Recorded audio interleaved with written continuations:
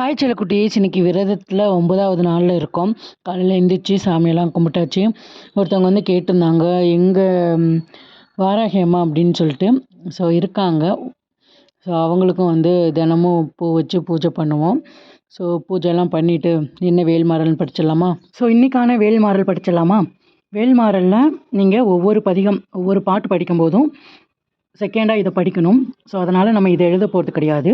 அடுத்த பாட்டு எழுதுவோம். எழுதிட்டு இங்கே திரு அப்படின்னு போட்டோம்னா, திருத்தணியில் உதித்தருளும் ஒருத்தன் மலை விருத்தனென உளத்தில் உரை கர்த்தன் மயில் நடத்த குகன் வேலே. ஸோ இதை வந்து நீங்கள் வந்து சொல்லணும். இன்னைக்கான பாட்டு என்னென்னா, சொலற்கரிய திருப்புகழை உரைத்தவரை அடுத்த பகை அறுத்து எரிய உருக்கி எழும் அறத்தின் நிலை காணும்.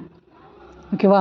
ஸோ அதுக்கப்புறம் திருத்தணியில் உதித்தருளும் ஒருத்தன் மலை விருத்தனென உளத்தில் உரை கருத்தன் மயில் நடத்து குகன் வேலு. ஸோ இது வந்து 3வது பாட்டு.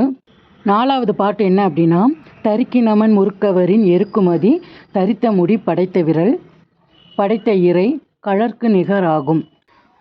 மறுபடியும் திருத்தணியில் உதித்தருளும் அப்படின்ற வரி வந்து ஸ்டார்ட் ஆகும். ஸோ இன்றைக்கான பாட்டு வந்து பார்த்தாச்சு. நாளைக்கு என்ன அப்படின்றத நாளைக்கு பார்க்கலாம். சாமி கும்பிட்டுட்டு எழுதிட்டு நான் வந்து கோவிலுக்கு வந்து கிளம்பியாச்சு. நீங்களும் எழுத ஸ்டார்ட் பண்ணுங்கள். முக்கியமாக கேளுங்க, ரொம்ப ரொம்ப நல்லது. ஓகேவா செல்லக்குட்டீஸ்? பாய். ஹாப்பியாக இருங்க, சேஃபாக இருங்க, எல்லோரையும் ஹாப்பியாக வச்சுக்கோங்க. எல்லா பிரச்சனையும் கொஞ்ச நாள் தான், எல்லாம் சீக்கிரம் சரியாகும். ஓகே, பாய் செல்லக்குட்டீஸ். இன்னொரு வீடியோவில் பார்க்குறேன். உங்கள் விரதம் எப்படி போகுது அப்படின்றத எனக்கு கமெண்ட் பண்ணுங்கள்.